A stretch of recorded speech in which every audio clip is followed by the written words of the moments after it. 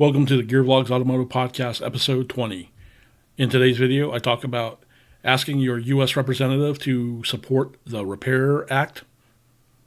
The New Hampshire House of Representatives voted to kill a bill to adopt California's internal combustion engine ban. Tesla turns down $6 million in public funding for Superchargers. Porsche tuner rough opening North American headquarters. 7-Eleven announces new EV fast charging network, 7Charge. And new Toyota CEO still wants to prioritize hydrogen over battery electric vehicles. If this is your first time here, thanks for clicking that play button. I'm Mario Gear, and I've been involved in the automotive industry for well over 15 years. I'm sharing my enthusiasm for all automotive topics with you. Let's begin. Our first story. Ask your U.S. representative to support the Repair Act. As automotive technology continues to evolve, automotive enthusiasts and aftermarket businesses must have access to the tools and information necessary to allow for consumer choice to service and preserve our vehicles. SEMA is committed to protecting your right to these basic freedoms, but we need your help now. The Repair Act, right to equitable and professional auto industry repair, H.R. 906, is a bipartisan legislation in the U.S. House of Representatives that would ensure enthusiasts, aftermarket parts businesses, and repair shops have access to the information and tools that are needed to produce and install parts that are used to maintain cars, trucks, and SUVs we love. Without congressional protection, access to vehicle data from automobiles and their components may become off limits. Don't wait. Tell your member of Congress they need to protect the right to modify and repair vehicles before it's too late. Links to contacting your local lawmakers will be in the video description, as well as a link to be able to share this article out to your family and friends, as well as a enlist link to stay connected so you can get updated on the latest news from the SEMA Action News Network to help protect your and my rights as car enthusiasts. So, there we go. Our next story comes from New Hampshire. The New Hampshire House of Representatives voted to kill a bill to adopt California's internal combustion engine ban.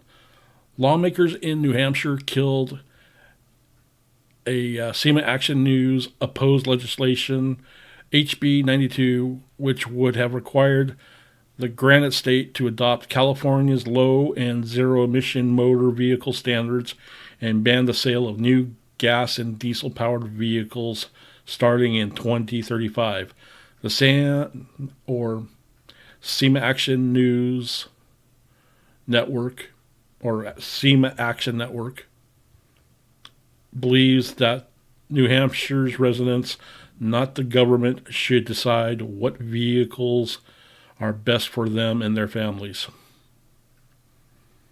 So, links to being able to share this article out will be in the show description, as well as how to enlist to subscribe to the SEMA Action Network for these legislative updates that may affect you and me as both as automotive enthusiasts.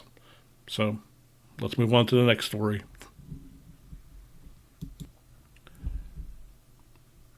Our third story. Tesla turns down $6 million in public funding for Superchargers. The automaker doesn't want to integrate a payment system which would be required to qualify for the funding. Tesla could have taken $6 million from the state of California for its supercharger network. However, the automaker doesn't want to be required to integrate a payment system, and it doesn't likely need the money as much as its rivals. There are plenty of funding for DC fast charging networks in the U.S. right now since the public charging infrastructure is lacking. Tesla runs the largest and most reliable network, and it's the quickest and most efficient at expanding, though most of its stations are still reserved solely for Tesla owners. As Tesla moves to open up its supercharger network to owners of all EVs, the U.S. federal government will give the EV maker a portion of the $7 billion it has set aside to fund the expansion of public EV charging infrastructure.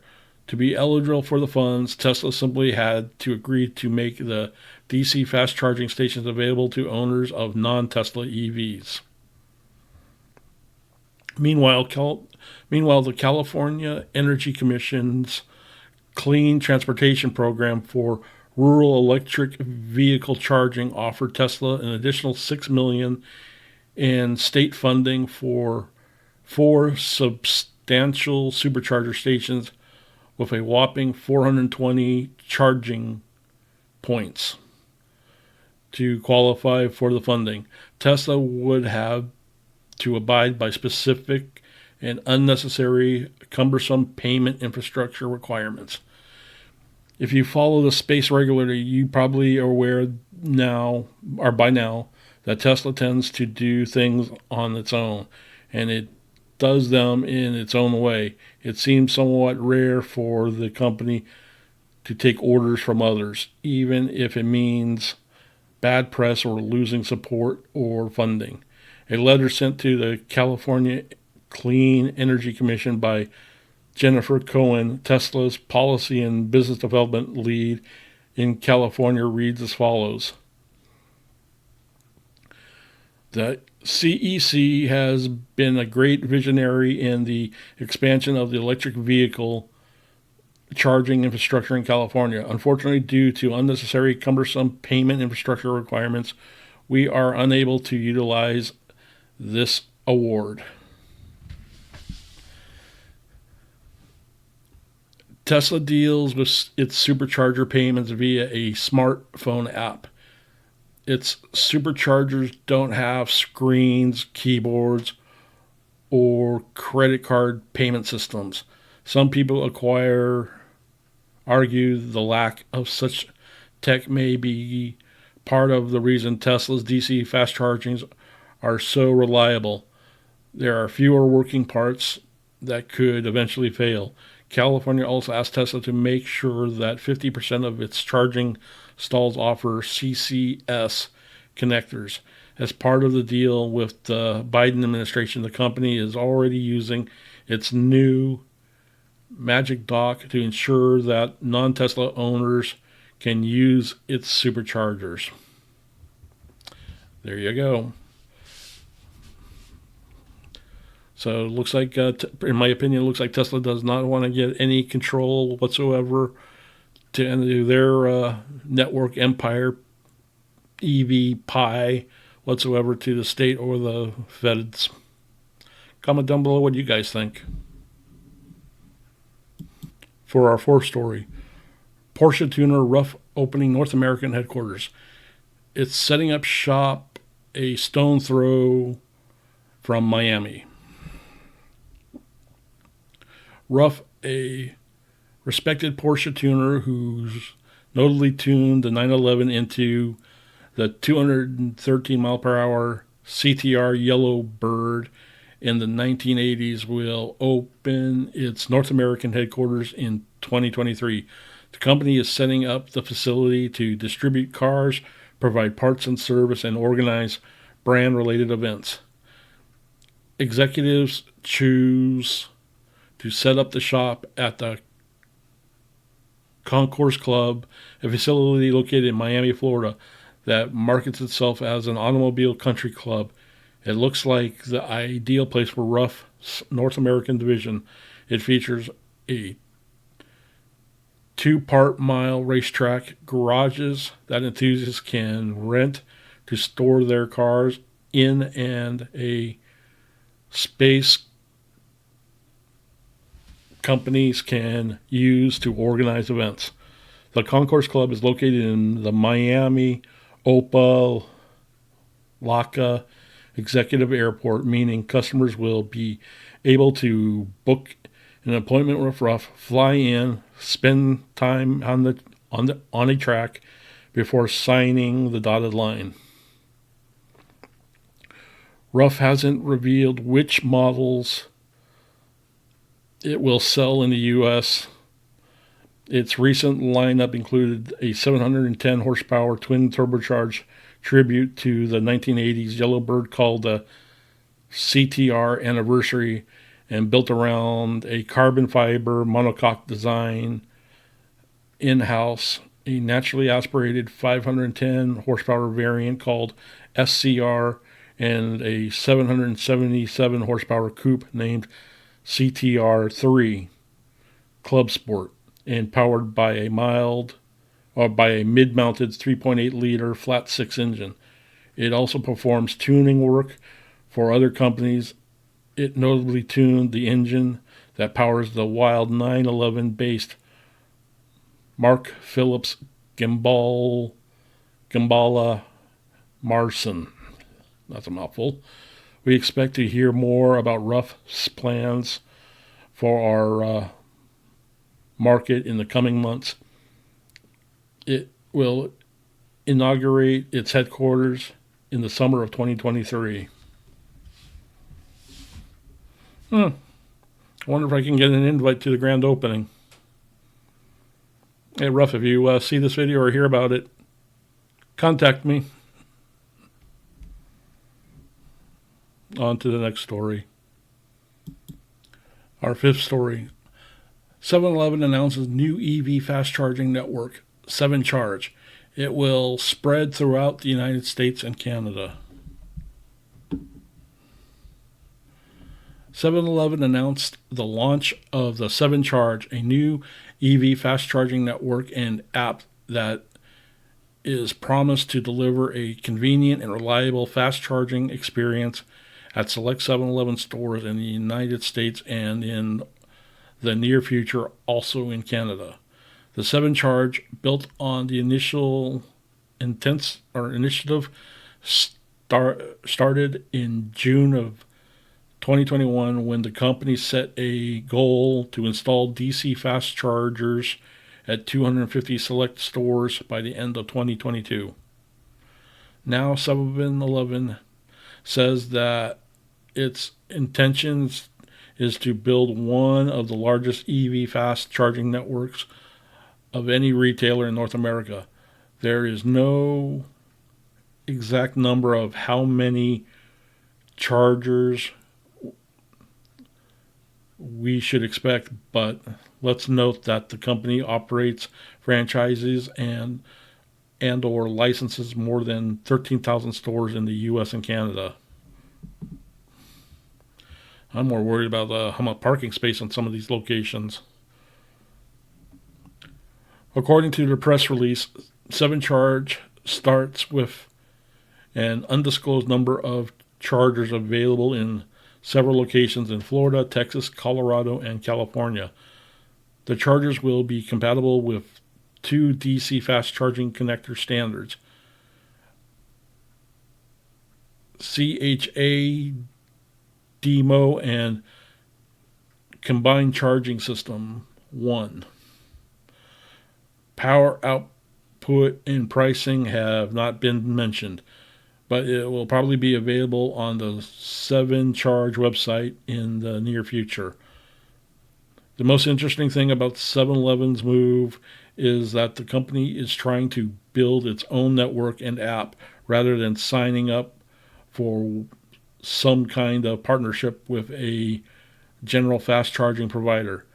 It's a good tool to promote its own brand, but of course, only time will tell how the business pays off. Joe DiPinto, President and Chief Executive Officer at 7-Eleven, said, "For over 95 years, 7-Eleven has innovated to meet our customers' needs, delivering convenience where, when, and how they want it. Now we are innovating once again to meet our customers where they are by expanding our business to provide EV drivers convenience of the future today. If other retailers follow, then we might see other substantial boost in the expansion of EV charging infrastructure, specifically DC chargers rather than low power AC level 2 charging points. So yeah. So here's a question for you. Do you think DC fast charging stations is the new future or franchise opportunity for the entrepreneur? Have a plot of land, have decent power grid hookups, or for high voltage transformers, plop in a couple of charging stations. Comment below. What do you guys think? Sounds like I think this is a potential future opportunity. So, yeah, let's keep going. On to our last story. And our last story. New Toyota CEO still wants to prioritize hydrogen over battery electric vehicles. Koji Sato will officially take over from Akito Toyota in April. Toyota's new CEO, Koji Sato, believes hydrogen is the way forward when it comes to carbon neutrality. While virtually every other automaker on the planet is focusing solely on battery electric vehicles, Sato reckons hydrogen will be the backbone of the Japanese marquee's future. Speaking at an endurance race on March 18th, Sato gave an outline of what he aims to do when he takes over as Toyota CEO in 2 weeks' time. He mentions the importance of exploring non-battery electric vehicle solutions via automotive news. We want to ensure that hydrogen stays a viable option. We need a production and transport supply chain. Unless we see evolution there, we cannot expect a volume increase in the energy's use. However, Sato is not discounting BEVs. He believes they will also play a crucial role in the Toyota's future alongside hybrid and hydrogen vehicles. We are making full-fledged efforts on everything. It is important to remain flexible in order to tailor products and energies to different carbon-neutral needs in different markets. Toyota's sole hydrogen offering, the Myra, has been a mixed success so far in the U.S. The Myra is exclusively sold in California, as no other state has the required fueling infrastructure. Revised for 2020, the second-gen Myra is a sleek sedan, not a retrofitted Prius like the original model. It also now starts at $50,595 if used to be closer to $60,000, and has a range of up to 402 miles. Still, only 2,094 mirrors were sold in the United States in 2022. Meanwhile, Toyota only has one battery electric vehicle on sale in America, the BZ4X. The brand actually has a sustainable BEV range in China, including the $27,000 BZ3. However, Americans have to make do with the BZ4X, a $42,000 crossover that's range and technology struggles to match rivals like that of the Tesla Model Y. So yeah, there we have it for that story. So comment down below what you guys think of any of these stories. Good, bad. What's your take? Your opinion? Yeah, be sure to let me know, and be sure to share, like, and follow this podcast, and follow me on all of my other socials. Links will be in the show notes. Thank you, man.